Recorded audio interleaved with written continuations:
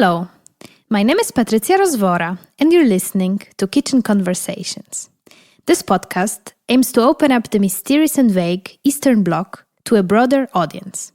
For each episode, I'm inviting one artist or researcher, and together we explore their relation, interest, and urgency to create within the framework of the post-Soviet sphere. Here, I also wanted to thank everyone for listening and supporting this podcast. It's very rewarding to see that with every episode, the community is growing, which was, of course, the whole point of this platform. If you are a regular listener, you might want to check out my Patreon page, where you can support my work and help me develop this amazing but time-consuming project. You can do that on patreon.com/kitchenconversations.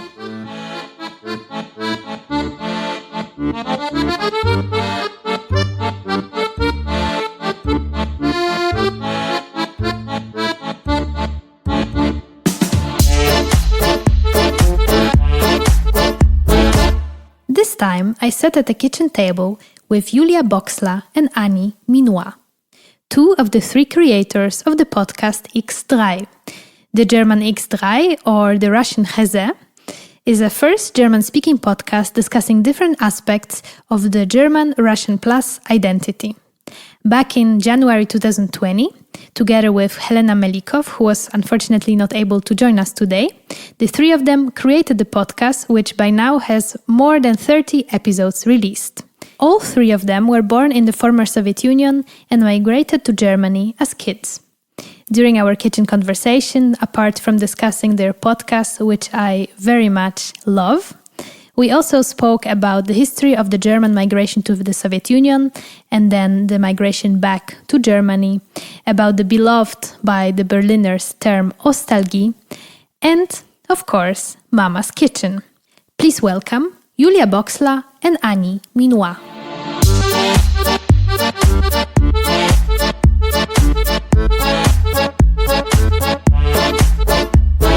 So welcome Julia and Ani to Kitchen Conversations in this nice Neuköllner kitchen. Really nice to meet you. Part of your podcast Kollektiv is also Helena, which couldn't make it today, but we will for sure speak about her as well, and hopefully one day I can also meet her. Yeah, so welcome. Hello. Thank you for having us. Yes. So you run a podcast as well as me. This is actually very special for me because soon, in like few days, I have a podcast anniversary, 1 year since I'm running this podcast. So it's nice to kind of release an episode with another podcasters on this occasion. I feel I'm old enough to do it. And I really love your podcast. I discovered it quite recently. It's in German, so not everyone will be perhaps able to listen to it, but I think the work you do is very interesting and like goes beyond the language, I think. So very curious of what we will be today speaking about. The podcast you're running, it's called X3, and it's about the Russian-German identity. Or Russian plus, I wrote it, so it's like not only Russian, but like more I would say Russian-speaking diaspora. Would you call it this way? For the Russian-speaking community from post-Soviet areas, people who are living now in Germany. Yeah, we call it also, to avoid sometimes Soviet, the term Soviet, we call it PostOst. This is like kind of a neologism, which not we came up with, but like a group of people where we kind of belong to. It's a Berlin-based, not Berlin-based, now it's like a Telegram chat or something, like a group with PostOst people. We call it PostOst, to avoid like the Soviet term, because they are like people from Ukraine or from Poland who don't like to be under this flag of like colonization, Soviet colonization. Yeah. So that's why post-Ost is maybe the right term. But of course we have also written post-Soviet because like the majority of the people of the diaspora or of the post-Ost diaspora, they kind of understand themselves often as post-Soviet, because it's like our generation maybe, or our bubble, who are like discussing all these things. But we are trying also to reach out to the people who are maybe not yet there, you know, to maybe reflect on this colonizational effect of Soviet Union and so on, but who maybe want to or are interested in to go beyond this stories. Yeah, and it is also political fact of being from former Soviet Union, as we were born there. So we avoid using this term that much, but when you start a serious political discussion, you can't avoid it. Avoid it in a way. So it kind of belongs to this discourse. Yeah, but I think there are like many podcasts. We were kind of the first German-speaking podcast. I think you introduced us maybe like this on this topic. But of course, we know there are so many other topics, English-speaking as you are, for example, or there are many other topics which are also more politically, analytically based, which are in English.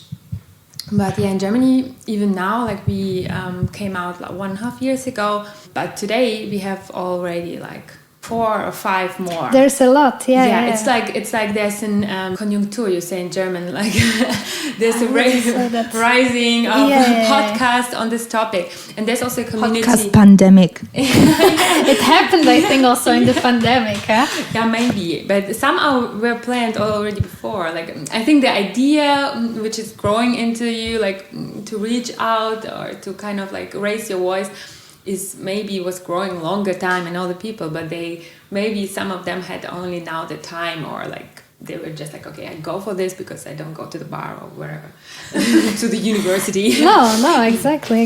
Yeah, but congrats to your podcast, to your birthday podcast episode. So, yeah. And I also appreciate I was already listening to many episodes. Thank you so much. Yeah.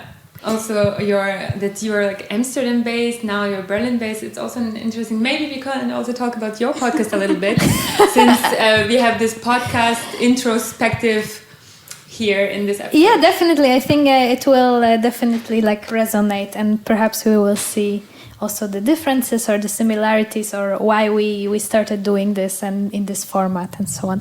But you are the guest, so, and I always like to take somehow the position of the host. I don't know, perhaps also, that's how I also develop my art practice from this kind of autonomous artist to become more like the curator. So maybe that's more my comfort zone. But anyway, so you are 3 Russian-speaking women, also I think native German speakers. And how did it come to be that like you sat together and it's like, let's make a podcast? What was like the motivation, or when was the moment? Well, we got to know each other via a platform which is called Berlinocrat. Some of Berliners might know it. And yes, Julia and we met for a job. And then we pretty soon started to talk like about our personal history. Yes, our personal life, and started to talk about the fact that we both wanted some time to make a podcast. And then we just, in this chit-chatting, started to plan already how we could make it. So then we did the job that we had to do. It was a festival, music festival. Yeah. Uh-huh. And right after that, we already started. Yeah, I think so. Next time we met with Helena together. Like Helena is our third partner in crime. And the third time we all met, like the second time we all met together, we recorded our first episode. Like a test, but it was actually the first. Yeah. About New Year's, right?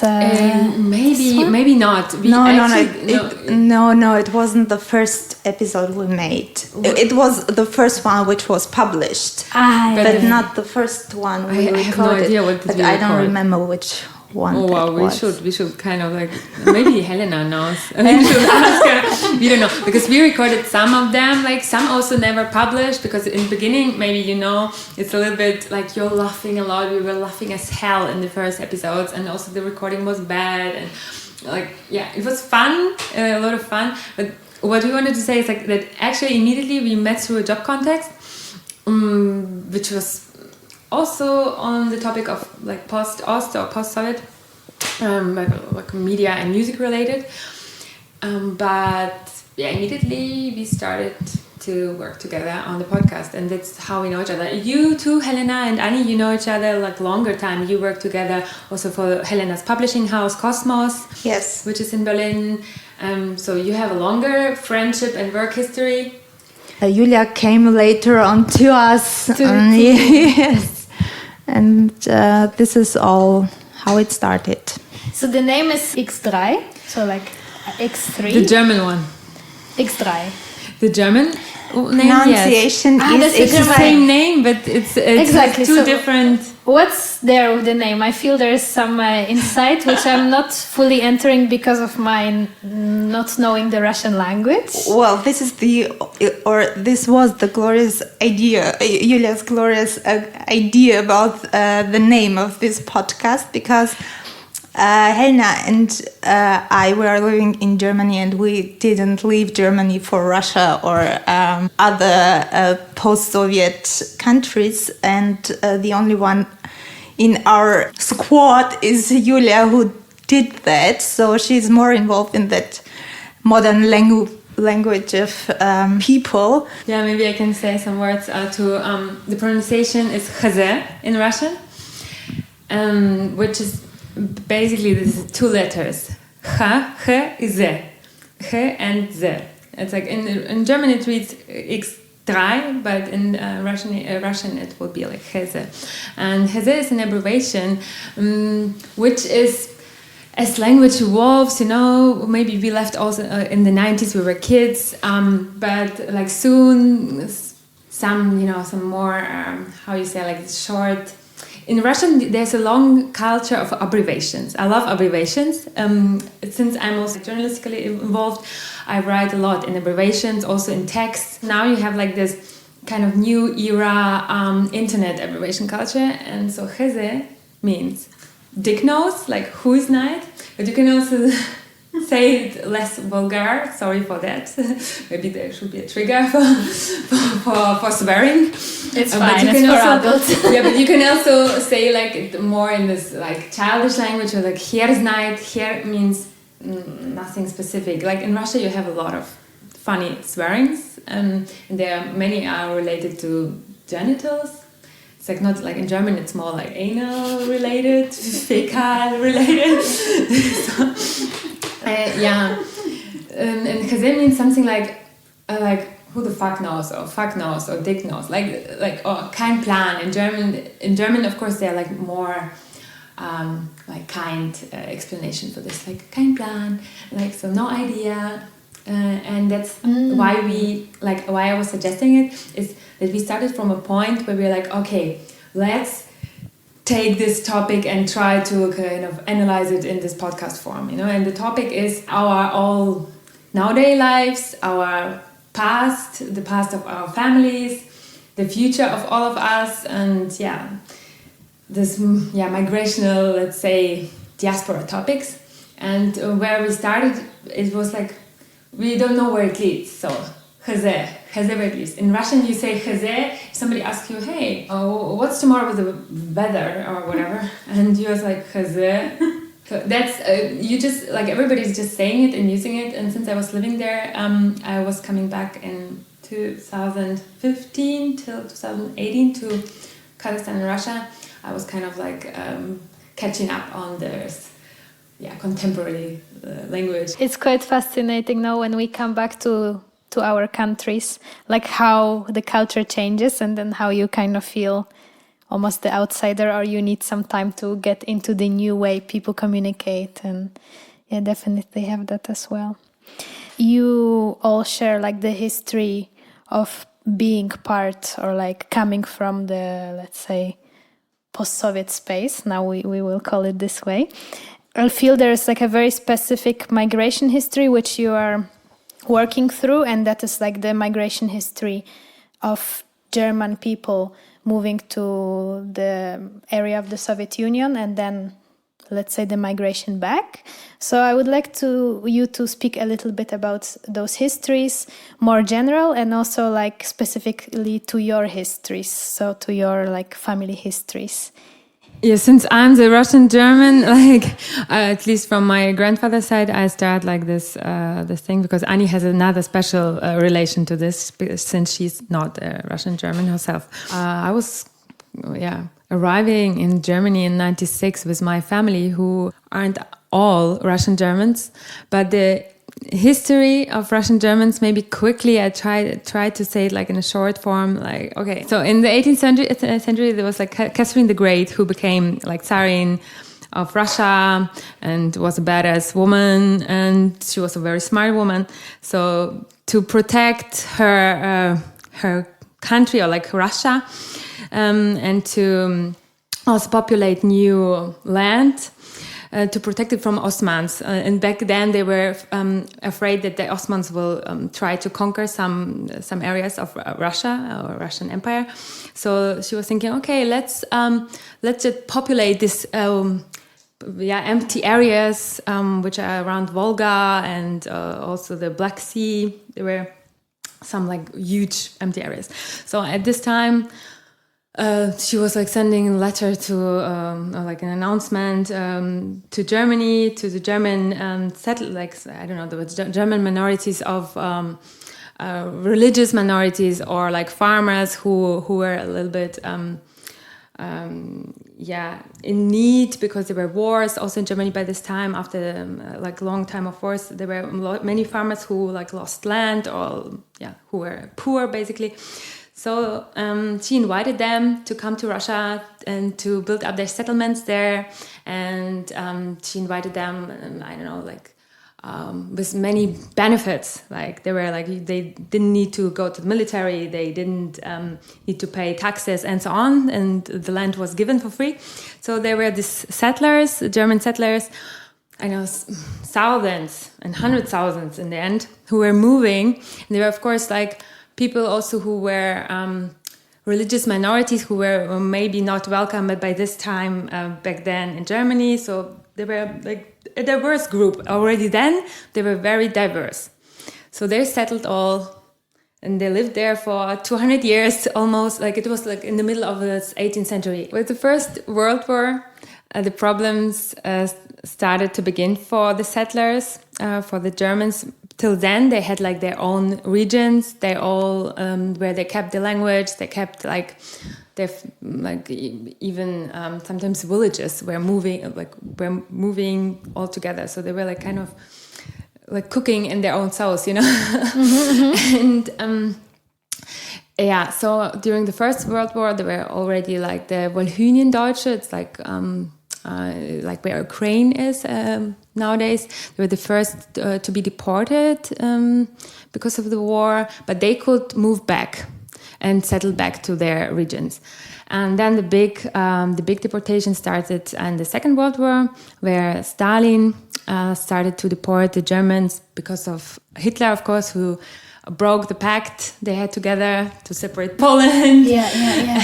And Hitler was not going with a plan. He conquered Poland, and then he went to Russia. And that's why Stalin, who was paranoid and whatever, and also big disaster for the whole history of this country, of this area, he started to deport them. Or there was this letter, also another letter. It's always like this letter, these big letters of the dictators, basically, who are announcing the fate of thousands of people. It's interesting, like how letters can like change, the nations or the fate of nations. So also my grandpa, he was 5 years at this time. It was 41. Thing when this deportation started.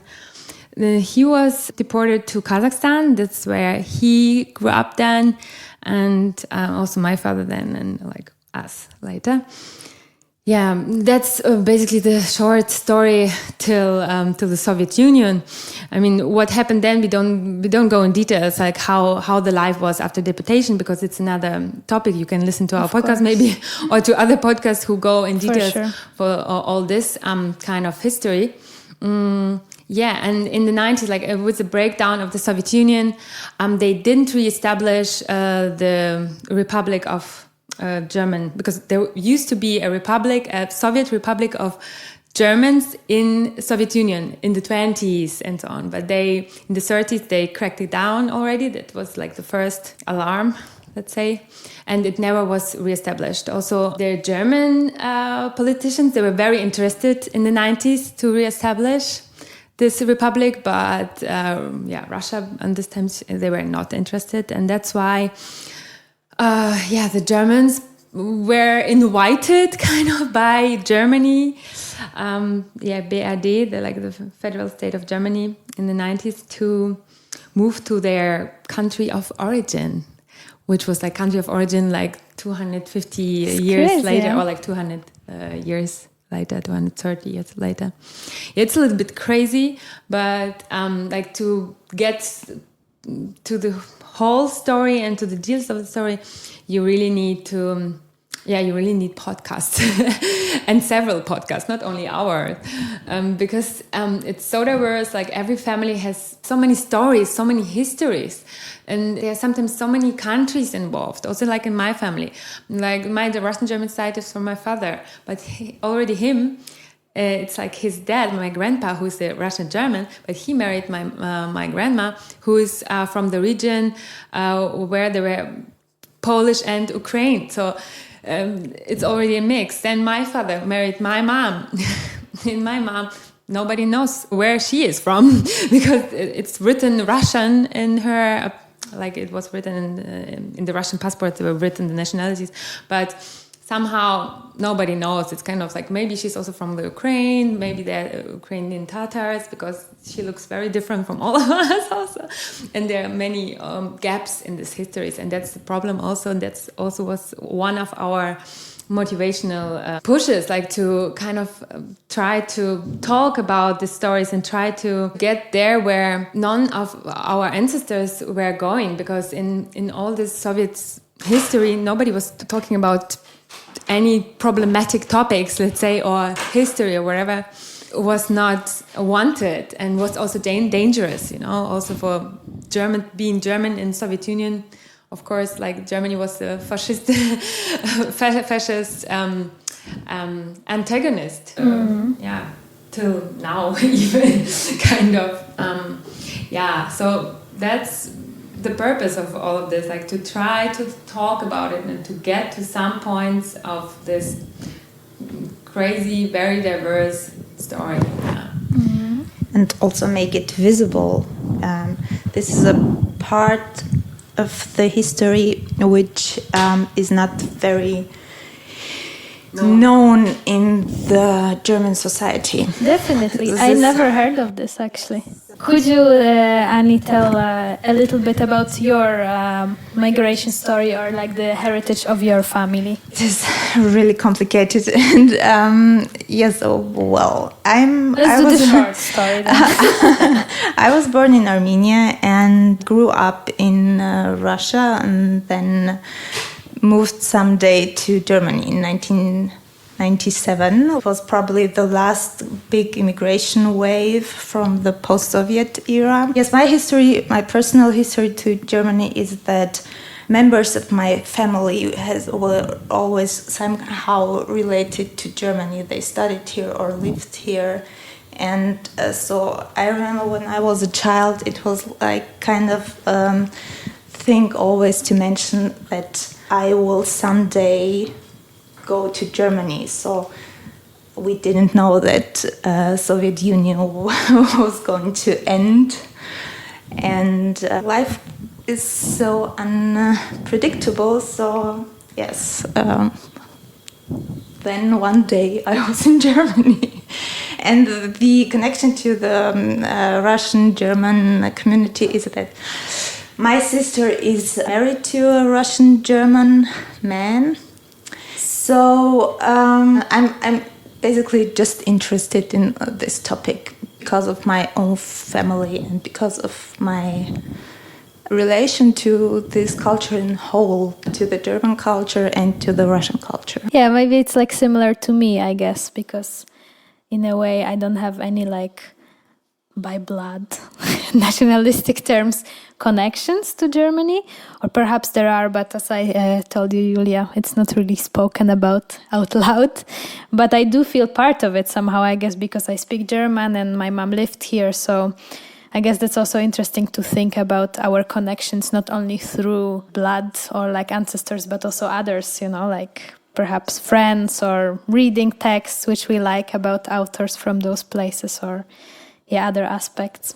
Yeah, anyway, this blood connection is like very abstract too. It's very, very abstract. I mean, also like taking myself, I have no idea how many, like also this blood, like imagination of this blood running through your veins. I think it's also already artistic or like poetic. Yeah, of course. It's super abstract. I imagine how many blood runs through my veins. It's like, I think, very rainbow colored mix.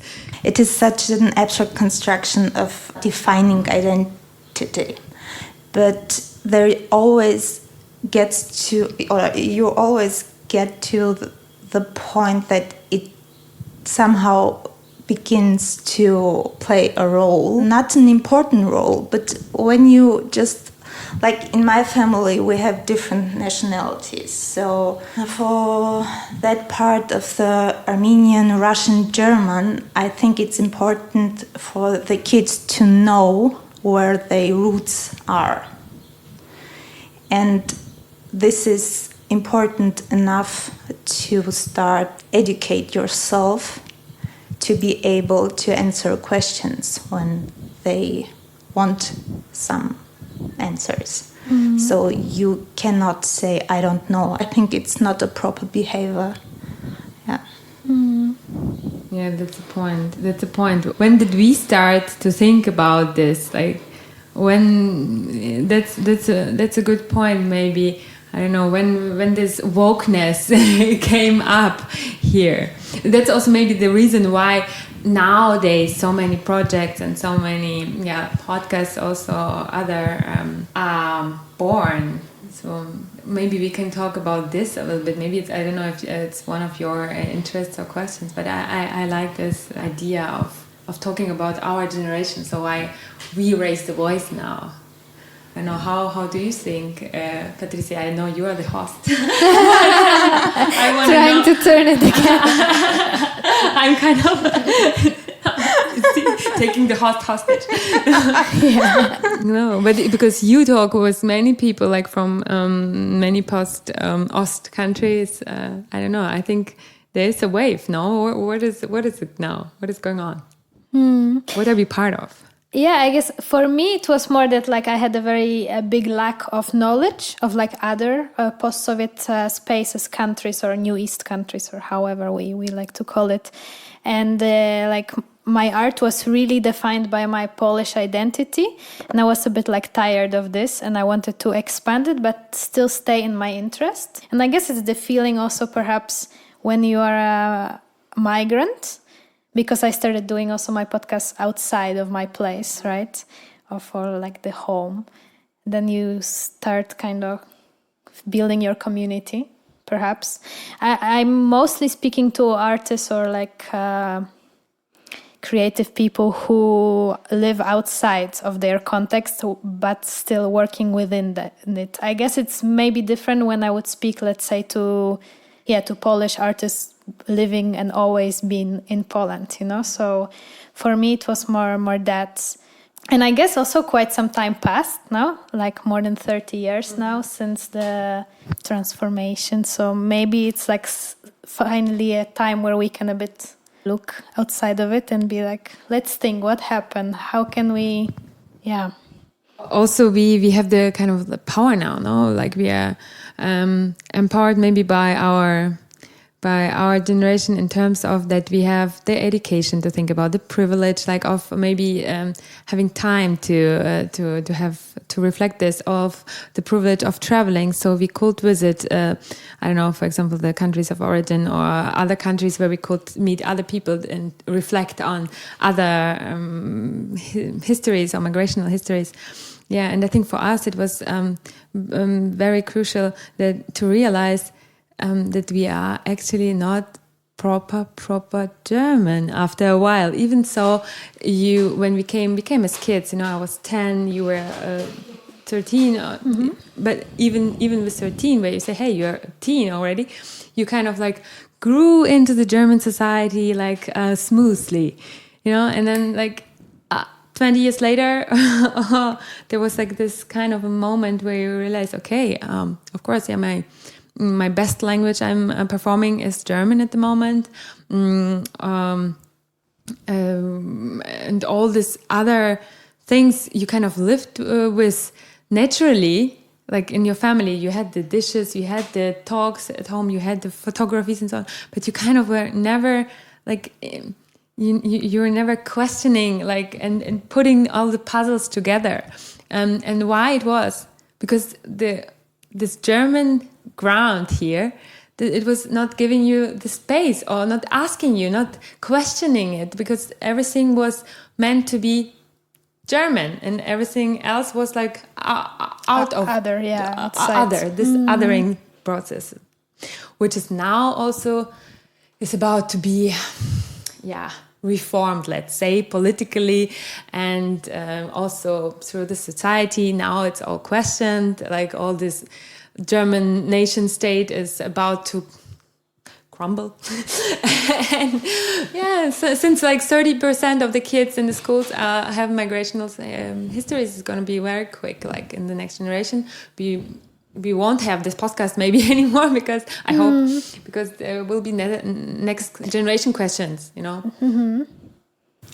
There is always also the point that in this public discourse, migration discourse, there was no stage given to this particular group of migrants. So you have discussions or discourses about the Turkish or Arab migration groups, but not really about the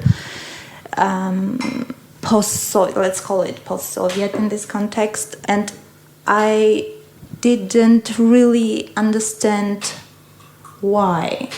And I always try to make a point out of this while I was studying.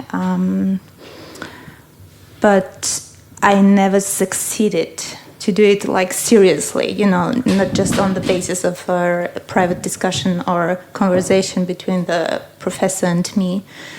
And I think there was no such an interest, political interest, to do so. And now we are a group of grown-ups and we can do it by ourselves. This is the difference between now and then. Mm-hmm. But what about this Ostalgie? Because like since I arrived to Berlin, it's like a word which I see everywhere, and it's like being transformed into different like formats and forms, and like a lot of cafes call themselves like this, a lot of journals. It's like a very present word, like this nostalgia for the life in the DDR, I think, but more the socialist system. So like how do you relate to that, and also how does it play into your podcast, into your work?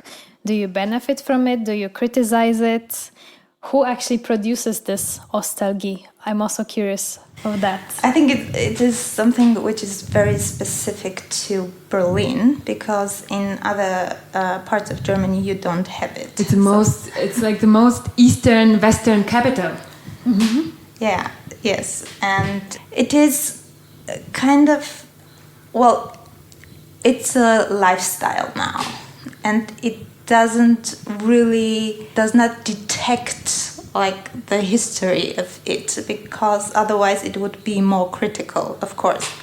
this is Soviet politics and deportation and so on, and now we use all those symbols to make a lifestyle out of it. So we must be critical on that. Well, on the one side, it's a lifestyle, and on the other, you can use it to make a political statement. So this is what we are doing. I don't know if we are benefiting from it because we are a part of it. So there is no need for us to benefit from that.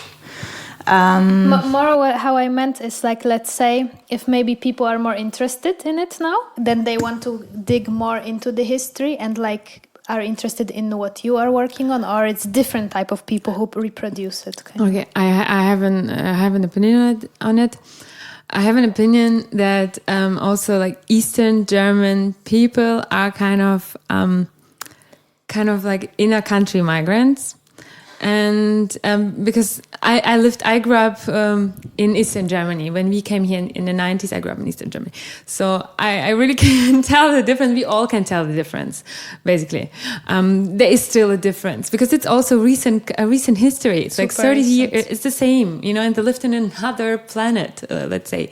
And it was very much related to our lives, like Eastern Europe and Soviet lives. And that's why we can tell, and there's still an episode on it to come, that we can kind of we can relate to these families and to these family backgrounds and histories. And I myself have like very good friends, and also my husband is from Eastern Germany and like his whole family. So And I have the feeling they are going through the same process. Like they were basically colonized by the Western Germany in the 90s. Everything was like put down, all production spaces. Everything was just like overwritten with Western German narratives, with Western German people, with bosses, with Western German understanding of like the world, let's say. And they are now about to also like kind of wake up, and that's why they are also now Eastern German podcasts you can also listen to, which also going through the history, through also the like also brutal history of the DDR. Of course, you have like crazy things which were happening to women, to kids, like all these prisons, all this. Yeah, let's say they were not deported, but you had like very hardcore prison systems there, which are like the hardest part, I think, of the DDR, I would tell. And that's my opinion. I have the feeling that there's the same kind of story which relates us with this part of Germany, and of course there's this part which is maybe this Ostalgie part in it, where people look back, because there were like people who won like in the 90s after the breakdown of the Soviet Union and the fall of the Berlin Wall, or the wall. And other people, they were losing. And I know many families of maybe parents of friends of mine or former friends of mine who were losing lives. They were losing not only jobs, they were losing lives, they were losing faith, they were losing, like, I don't know. Yeah. The whole cosmos was crashing. And that's why I think they have the right also to this nostalgia, kind of. Nostalgia. And we can educate like our generation, and maybe also some other like very interested, privileged, again, people. But there are some who will be like there in, I don't know, somewhere in Saxony, in their little town or village, and who will be not listening to our podcasts and to the discussions which are taking place in Berlin's museums or whatever. And it's okay. It's okay. And we are not profiting from this as I would say as a podcast, because this is another topic and it's very painful for Germany, especially for Eastern Germans. and it's about to evolve, like the discussion about it, about the story. And it's important also to take in the nostalgia, and somehow I'm saying like, okay, let's give it. Of course, you see here in Berlin on this demonstrations and so on, you have like this flags and so on, which you can see, and which for some people are very painful, like and yeah, but this is also a discussion which runs. We are like in this leftist group, for example, which we were telling you about, like this Telegram group on PostOst. They are so hard, like they're hardcore discussions on like post-Soviet, like among the left-oriented people. There are so many discussions which like are dividing them. But I'm like for like, okay, but at the same time, we are thinking kind of the same. So let's like discuss these things. And let's try to kind of find an understanding. And yeah, I mean, I think one of the biggest problems in Germany, in their own very German society, is that they still are separated in their minds. So they are thinking in these categories, Western and Eastern Germany. And somehow I think they are not really interested in processing history of Eastern Germany and Eastern Germans. Well, not in the manner that is sufficient for Eastern Germans themselves. I also don't know how to solve this problem, because it is a huge political also problem. So what we are trying to do is just bring it to some points and name it, and to try to talk about it and make it visible. It's very interesting to hear about the Ostalgie from you, because I'm new in Berlin and new in this context, and actually like now I really understand what this term means, or like how you explained it, because actually for me, being from a very different context, living in the real West, I would say, in the Netherlands for like 8 years, I actually thought the Ostalgie is more like this, I would say like leftist love for communism, and like this kind of almost like using the symbols of the Soviet Union as like a anti-capitalist solution.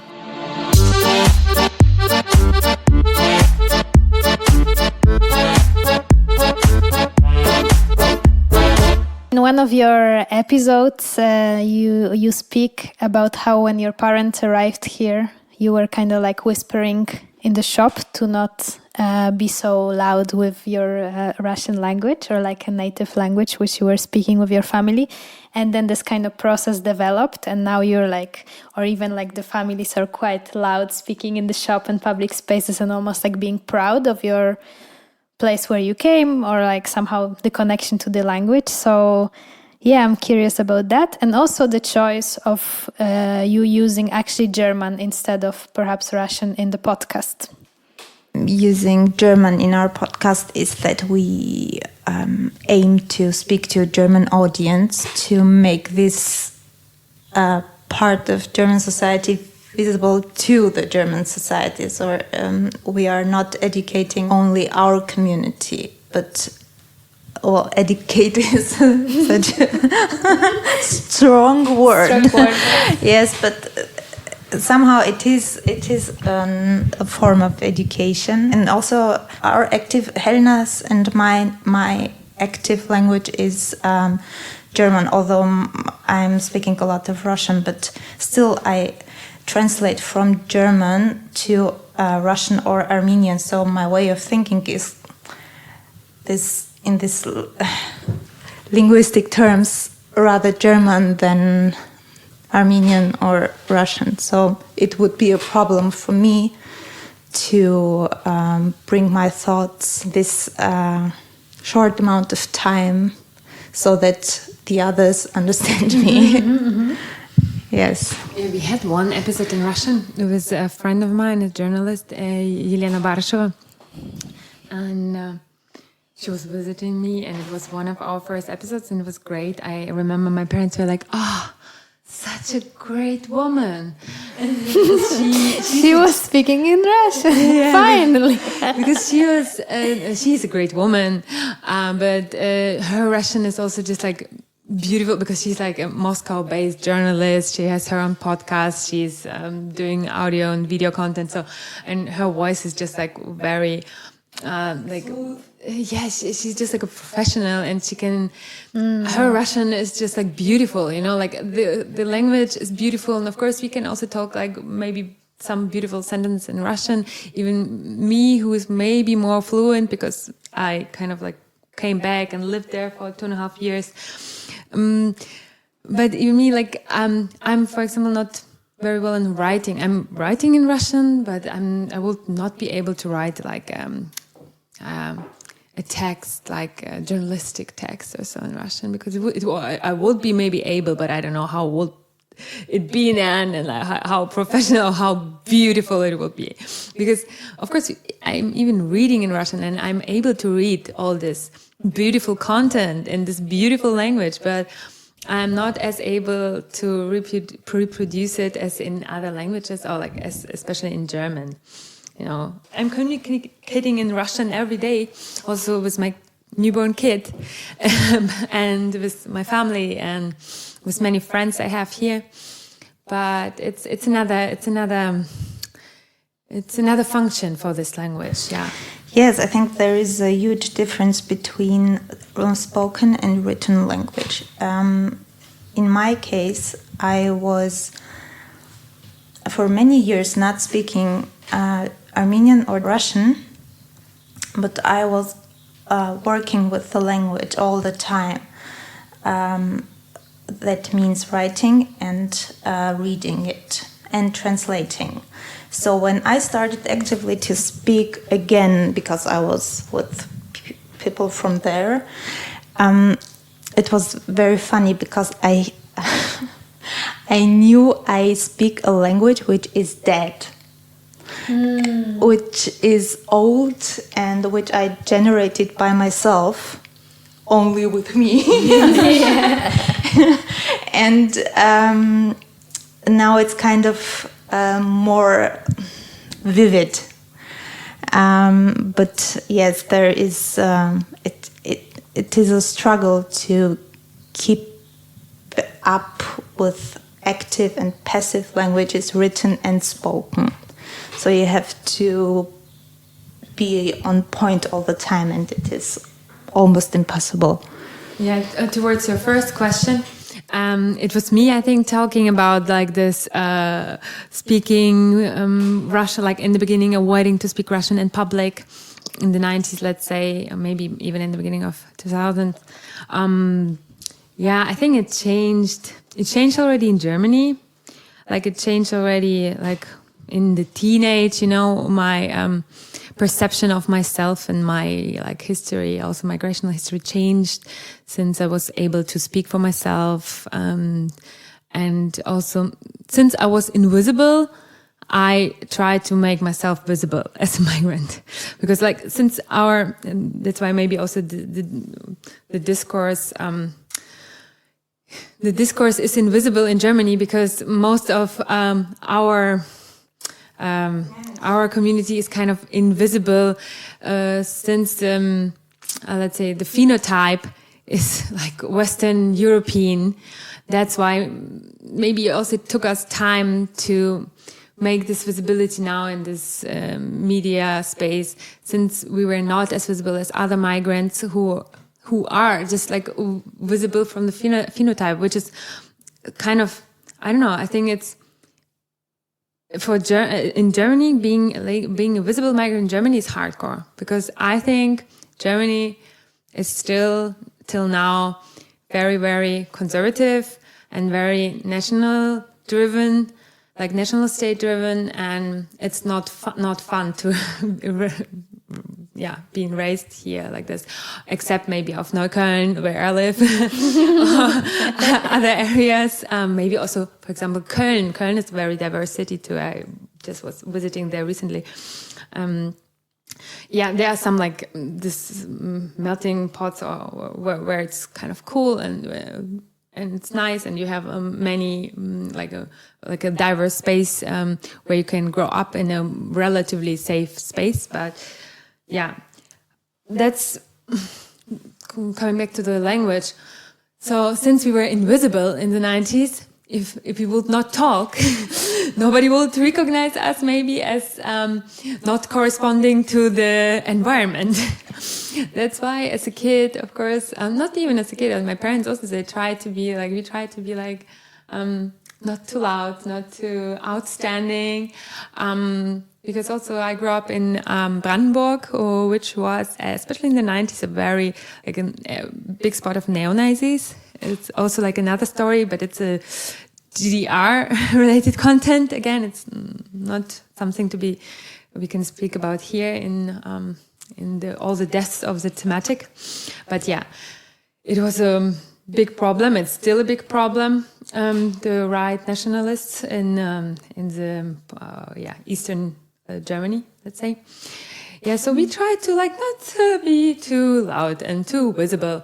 And that's what we could do if we would not speak too loud in Russian. Even so, we were speaking and continuing speaking Russian at home. It was important for us kids, for my brother and me, not to forget the language.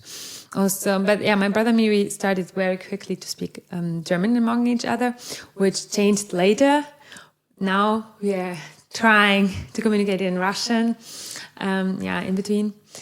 Yeah. So, but the big turning point was when I went to Kazakhstan for work and lived there in Russia and came back, because I came back as a kind of a contemporary Eastern Europe or like even Asian, because I was in Kazakhstan, citizen with this contemporary proudness of these countries, because they developed, they are not like in the 90s now. They're crazy cool and much more interesting maybe than the old Europe. Indeed. Indeed, this term is kind of, I like to use it in a funny way, of course, but somehow it's also real. I think it's like progress in Germany is like very, very slow in all terms.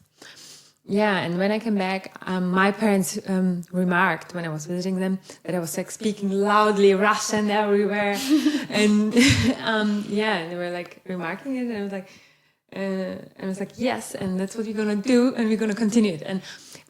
And this awakeness moment for me was for sure like a long process, and it started maybe in the teen age, and then it went on, and the high peak was, of course, when I went back to live in these countries, to just like get the empowerment kind of these countries and to show off it here. Bring it back here.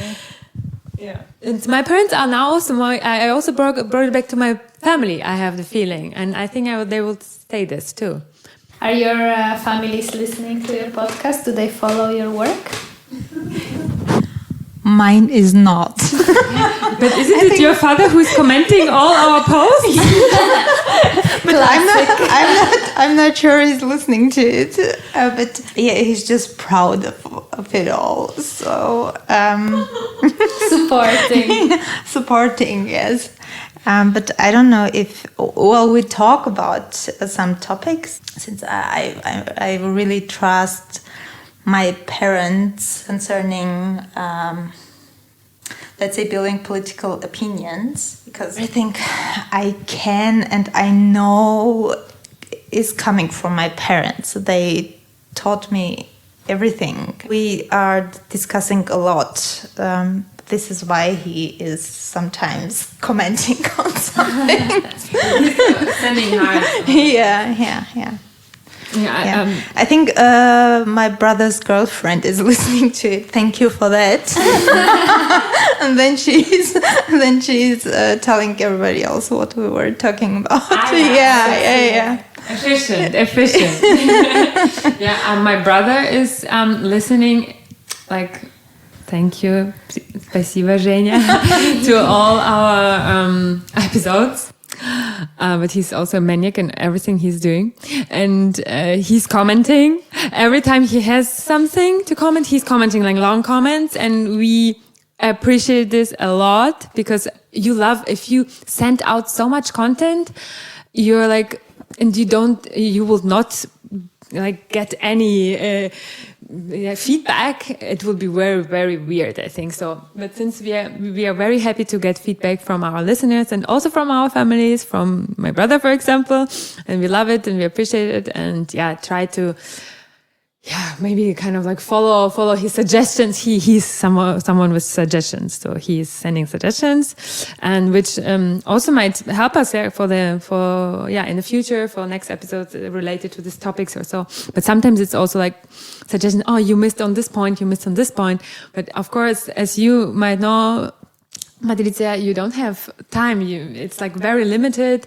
We planned in the beginning with 45 till 60 minutes. Now we are like basically all the time 80, 90 minutes, and it's kind of growing on this content. And you are never mentioning everything on the content. It's like always like just a rip off topic.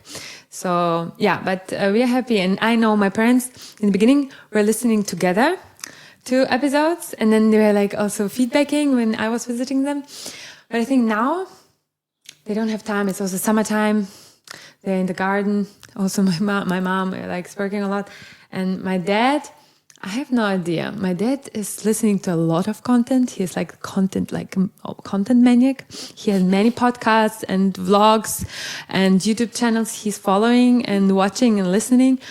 I have no idea if he's listening to us. Maybe he's also bored already of us because he's very quickly bored with something. And then he's like, I unfollowed your friend. Her content was boring, because he's following my friend sometimes on Instagram. Oh, no. And she's like, and she's like, no, actually her content is boring. So you're like, okay, Dad. So, honest. So I don't know. I should ask him. I will see them this weekend. I will ask them. Sometimes I'm like, hopefully they're not listening. But no, I think they listen if they have like the time or That's very nice. I also never know if my parents listen, but then somehow like something comes up in the conversation and it's like, okay, you've been checking out somewhere through your channels. My father for sure is stalking the Instagram. Even so, I'm not sure if he's following us because maybe he finds it boring. But he's always aware. Even if he's not following officially, he's 100% like looking up. Also, every time we are preparing for a session, like not for this one maybe because we are guests now, but the sessions we have, and it's a topic where I know, and it's almost all topics are related to our family history or to their history, and something like almost every topic, because our generation is one point, the parents' generation is another one, and the grandparents' generation it's the next one, or sometimes the great parents. So I'm always, not always, but often, if I have time, asking them. We have a family chat. And opinions on that, or do you have pictures for that? You will see many pictures in Instagram actually from my family or from my family archive. So that's how they actually know about our content. Sometimes I'm calling them and we talk about it like half an hour or 45 minutes about all the memories, and I'm just like conspecting all the thoughts of them, and I'm bringing them in the podcast. That's how actually my parents are involved in the podcast. Yeah, I'm curious, like if you go home, like what do you like to eat together, or like what is the atmosphere of a home connected to food that kind of brings this nice homey feelings for you? Oh, when I go to my parents, my mama makes all the dishes she wants me to eat.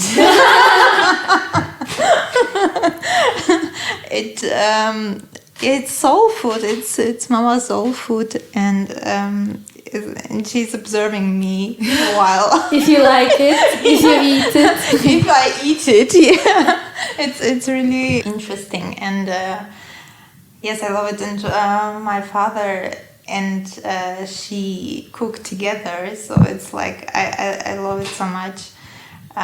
Knowing that my parents are not only my parents, but a couple. That's beautiful. Yes, So I love it. And they cook, and yes, I'm a kid when I'm with my parents, and I'm not the best kid, I must say. Badass kid. I'm on fire. I want always a discussion, and I'm always in the mood for Riot. yeah, yes. Teenage riot. Yeah, it's some kind of teenage riot. Yeah, and my parents say I will never grow up, but this is not true. They just, my parents educated us in a very free way, so we had no reason to be rebellious at home. But we had a lot of discussions on general topics, so it is continuing, basically. And I'm very aggressive in my manner to discuss, so it will never change. And I just end it when I don't want it anymore. So, But still a nice food is calming the whole situation. Imagine it's like a table full of food and you're like throwing food. No. Yeah, my parents they live next to Berlin. Like it's like really just around like half an hour from Neukölln. It's in Brandenburg, but it's like the last S-Bahn station. And so we're seeing each other very often, and I'm very happy about this. Like it's a big part of my life, also like family, and I'm happy that it is like this now, because it hasn't been. I have the feeling that this closeness to the family was also a process of my identity, like forming, let's say, or search, or whatever, like we are all been through. And it started like in the mid of 20s. I think that we became closer and closer. Before I was like this German teenage, like not informing my parents about anything, and visiting them maybe 2 times a year or so, and traveling the world around, I don't know, living wherever, and just saying, hey, I'm coming like in 2 days and staying 3 days or so. Yeah, so I'm very happy we are very close now, and also can discuss everything. Sometimes, like especially with my father, we have like this hot discussions. We used to have it during our whole teenagehood. Even now, we have most of the time we try to be civilized and not to freak out, but sometimes there's him or me leaving the table. Something like this happens. Yeah, and food plays a big role. So this weekend we're gonna go there, and also the East German family of my husband will come, the parents. Ooh. So they're gonna be we're gonna do it's a lot of meat always. Myself, I'm cooking sometimes it's meat, but barely. But there, of course, we have a lot of meat dishes. We're gonna do Shashlik and Okroshka. Okroshka is like this beginning of summer for me. It's like this cold soup. Maybe you know, I don't know. I think in Poland you have something like this. Is it with cucumbers? Yeah, it's like it's very fresh with cucumbers with and yogurt. Buttermilch. But it's like a little bit and. Yeah, but my very favorite dish, if my mom is, of course, my mom is also asking, what do you want? Girl, what you wish for your visit? And I'm like, most of the times I'm very happy if I get Golubtsi. It's like cabbage, it's like minced meat with rice in cabbage leaves. Yeah. It's like pigeons. This is also the favorite food my mama does when I'm home. Yeah. See. Yeah.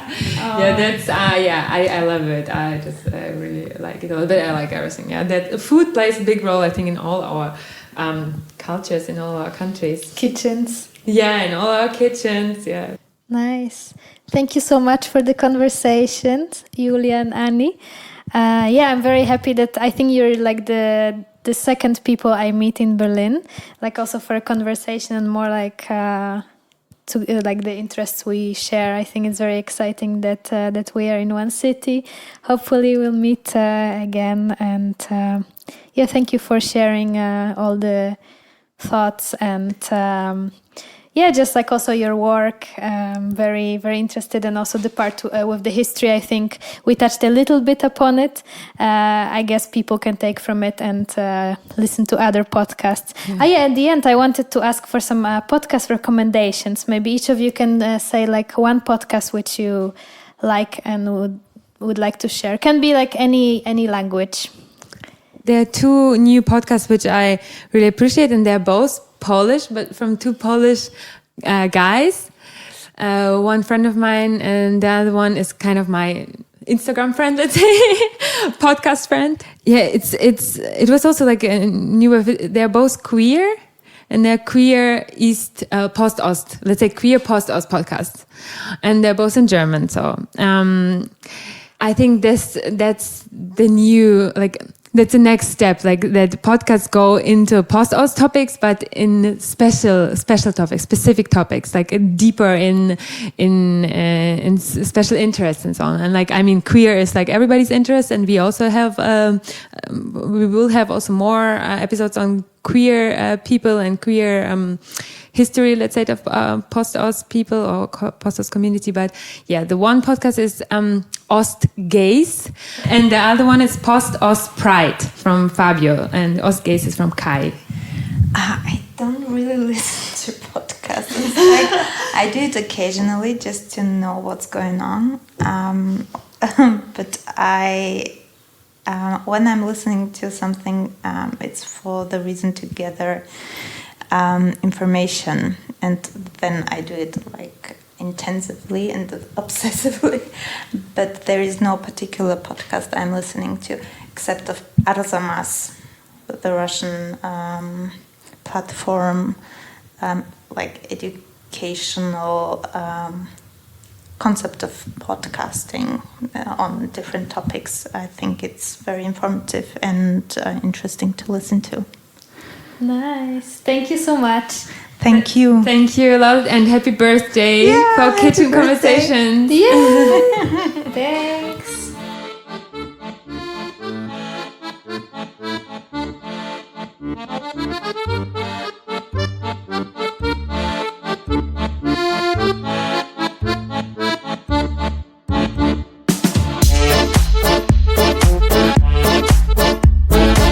And this was it for today. Thank you for reaching till the end of this episode. I will see you next time with another great artist and speaker. And as mentioned at the beginning, you can support this podcast via Patreon on patreon.com/kitchenconversations, or alternatively, you can also help me develop this platform by making a one-time donation, following my Instagram account, or leaving a comment on one of the podcast players. All of the needed links are placed in the show notes of this episode. Take good care. Until next time.